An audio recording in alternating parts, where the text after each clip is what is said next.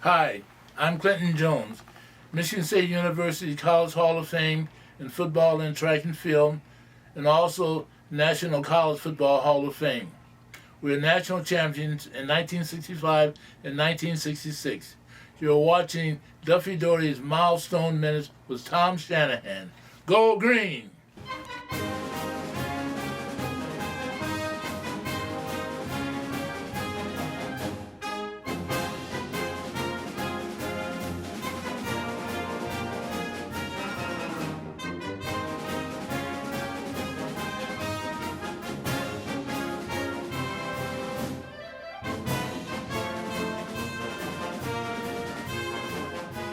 The 2024 season marks 70 years since Duffy Daugherty assembled his first staff.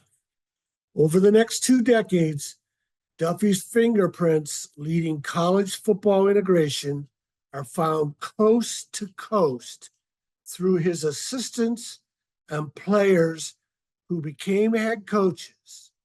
They followed Duffy's blueprint. They ignored unwritten quotas limiting Black athletes to a half dozen or so that was found at other schools. No two works better tell the story of college football integration in the 1960s than Ray of Light and The Right Thing to Do. And I also have a children's book, Bubba's Dad, Duffy, and the College Football Underground Railroad. A screenplay is being shopped in Hollywood, and a documentary is in the developmental stage. Read my books, my website, and watch my videos to stay up to date. And the Emmy goes to? It's an honor to tell the story of Jimmy Ray, a trailblazer who helped shape the culture for Black quarterbacks and Black coaches in the National Football League. In one word, I'd describe Jimmy Ray as iconic. Impactful. Intelligent. He's the first Black quarterback from the South to win a national title. Jimmy Ray is tough.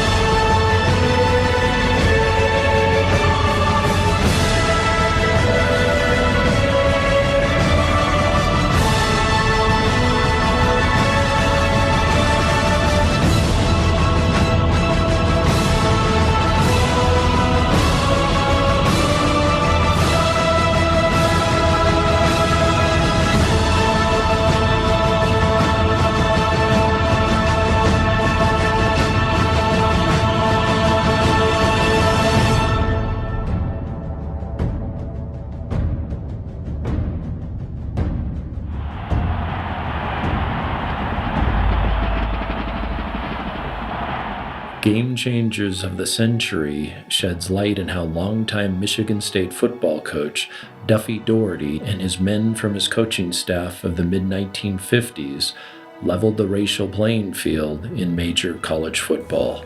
By recruiting black players from all over the U.S. and attracting Southern and Southwestern talent whose high school coaches trusted their charges to these inclusive programs, Daugherty and the coaching tree changed the game forever.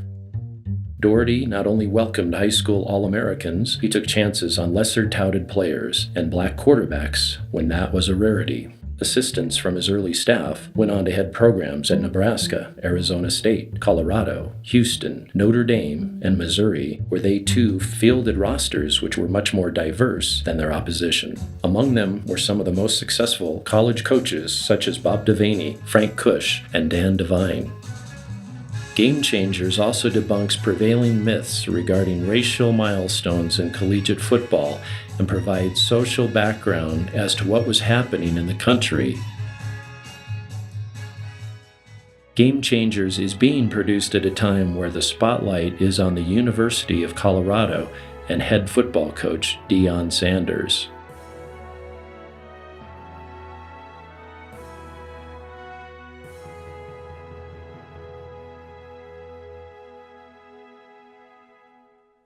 The thing that people don't understand about the 50s and even into the 60s, until the late 60s, was all colleges, just about all of them throughout the country, limited their rosters to a quota of only, say, a half dozen or so black players. Duffy Daugherty was the one who smashed those quotas. In 1962, Michigan State had 17 black athletes, and the Associated Press reported that was the most in major college football history.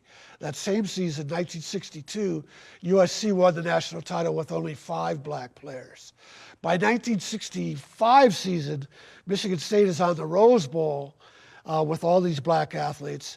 And in the 1966 season, Michigan State and Notre Dame played in the game of the century. 33 million TV audience, largest in history, still the largest.